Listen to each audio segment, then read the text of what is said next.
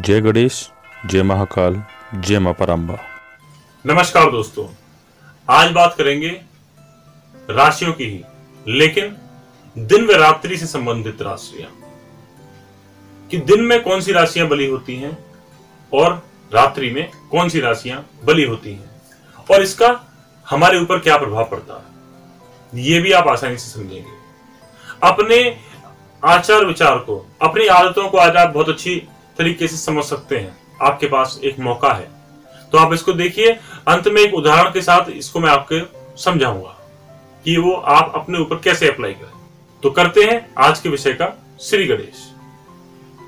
ज्योतिष में राशियों को दिवा अर्थात दिन व रात्रि अर्थात रात के अनुसार भी बांटा गया है। कोई भी चीज पुराने ऋषि मुनियों ने या कोई भी चीज बिना किसी कारण के नहीं होती है, कोई भी काम बिना किसी कारण के नहीं होता है। तो ज्योतिष की हर बात, ज्योतिष का हर भेद बहुत काम का है। तो हम बात कर रहे थे कि ज्योतिष की राशियों को दिन व रात्रि के अनुसार भी बांटा गया है। इसको दिवाबली व रात्रि बली राशियां भी कहते हैं।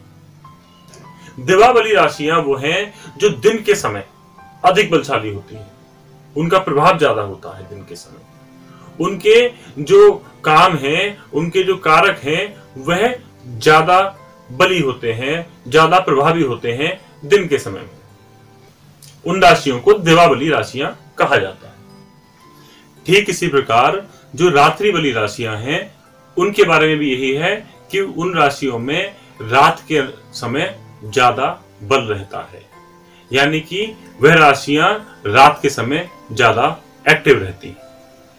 और जो दिवाबली राशियां हैं, उन पर सूर्य का अधिकार होता है। अधिकार ही क्या, विशेषाधिकार होता है। वह जो राशियां रात्रि बली होती हैं, उन पर चंद्रमा का विशेषाधिकार होता है। अब आप जानिए कि दिवाबली व रात्रि बली राशियां हैं कौन कौन सी। दिवाबली राशियां हैं सिंह, कन्या, तुला, वृश्चिक, कुंभ व मीन। और रात्रि बली राशियां हैं मेष, वृष, मिथुन, कर्क, धनु व मकर।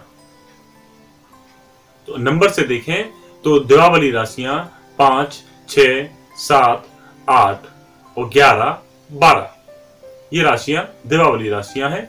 इन राशियों पर सूर्य का विशेषाधिकार है। रात्रि बली राशियां जो हैं वो हैं 1, 2, 3, 4, 9, 10। तो राशियां दिवाबली व रात्रि बली भी होती है। अब लेते हैं एक उदाहरण। मान लीजिए किसी जातक की लग्न धनु लग्न है। धनु लग्न कौन सी बली है? धनु लग्न जो है वो रात्रि बली राशि है। और उससे ठीक 7वें घर में उस जातक का चंद्रमा है, यानी कि जो उसकी चंद्र लग्न है, जहां उसका चंद्रमा बैठा हुआ है, उसका मन का कारक बैठा हुआ है चंद्रमा, वह चंद्रमा मिथुन राशि में आ गया। धनु लग्न की कुंडली के लिए 7वें हाउस में मिथुन राशि आती है, 3 नंबर लिखा हुआ है। तो वो जो मिथुन राशि है वो भी रात्रि बली राशि है। तो धनु की लग्न हो गई, धनु राशि का लग्न है रात्रि बली राशि, रात्रि का प्रभाव आया उसके अस्तित्व में। और जो चंद्रमा है वो स्वयं, यानी कि चंद्र लग्न, वो स्वयं मिथुन राशि में आ गया, रात्रि बली राशियों में आ गया। तो उसका जो मानसिकता है वह भी रात्रि बली हो गई और उस पर चंद्रमा का विशेषाधिकार हो गया। तो ऐसा जातक दिन की अपेक्षा रात को ज्यादा एक्टिव रहेगा, सुबह को देर तक सोने वाला होगा। दिन में सो गया तो बहुत ज्यादा सोएगा, या तो सोएगा ही नहीं, सोएगा तो 2-3 घंटे आराम से सोएगा यदि उसे ना उठाया जाए तो। लेकिन रात्रि में पूरी तरह एक्टिव होगा, आप उससे कुछ भी करा सकते हैं, वो करने के लिए तैयार है। कुछ भी मतलब जिसमें उसकी रुचि होगी वो कार्य करने के लिए वो आपके सामने उपस्थित रहेगा। इसी प्रकार किसी कुंडली में हमारे जो 9 ग्रह हैं वह किन राशियों में ज्यादा है? दिवाबली राशियों में ज्यादा ग्रह हैं, तो वह इंसान दिन में रात की अपेक्षा ज्यादा एक्टिव रहेगा। ऐसा नहीं कि रात को एक्टिव नहीं रहेगा या रात्रि बलि दिन में एक्टिव नहीं रहेगा, लेकिन ऐसा नहीं है कि लोग कहते हैं हम पर रात में नहीं जगाया था। तो वो ऐसे होंगे जो दिवा वाली राशियों के विशेष प्रभाव में होंगे, लेकिन रात को अगर जरूरत पड़ेगी तब भी वो एडजस्ट कर लेंगे। ऐसे ही रात्रि बलि राशियों में रात को एक्टिव है, दिन में वो इतने ज्यादा एक्टिव नहीं रहते, थोड़े आलसी प्रवृत्ति के होते हैं। तो ये थी हमारी दिवा वाली राशियां व रात्रि बलि राशियां।